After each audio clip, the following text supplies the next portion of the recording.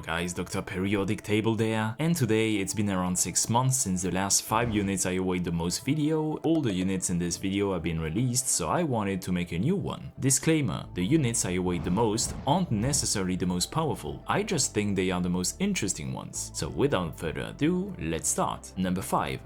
Pramanix the Predator. Even though I'm not gonna use the whole Kiara package since I'm not gonna use Gnosis, Pramanix Alter seems like a very interesting unit. She has some cool gimmicks like passively creating cold ties and freezing the entire blue box. I feel like in a world where I basically use only Mechacon casters when getting a caster voucher, she could be a nice alternative from time to time. Number 4. Snigroka. Snigroka seems like an interesting side option to Myrtle and Beanstalk in IS. Having a Vanguard that costs 0 hope and has only 35 seconds of redeployment definitely feels like it could come in handy for many situations. And even if said Vanguard isn't as strong as I initially thought her 4-star agent would be, she still seems surprisingly useful in some cases, and I can see myself getting her a lot instead of the dwarf. Number 3.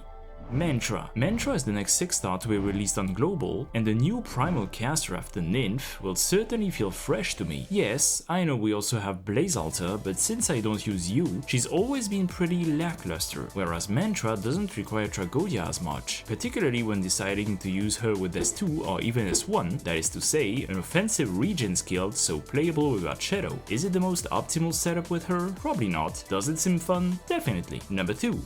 Titty. Just like I said in my analysis of her, Titty's skill 2 seems extremely funny to use, both as a lane holding skill and also as a temporary invincibility to resist stuff like the Paw Storm from Sui. She seems like a pretty versatile unit, as incantation medics are meant to be, and I can see myself recruiting her a lot as a nice alternative to Monster and Counts It. Also, her codename is funny. And finally, we have number 1, and it's obviously Chen the dawnstreak. Chen seems like an extremely versatile unit, able to deal high arts damage in AoE, hit air, and also deal percentage damage to enemies, all of this with pretty low SP cost. Not only that, but she's one of the first units to perfectly benefit from dodge relics, actually extremely powerful relics that just didn't have the right units to work with. And there you go guys, this was my top 5 units I'm awaiting the most. Feel free to tell me your own top 5 in the comments, leave a like, subscribe, and see you in the next video. Number 0.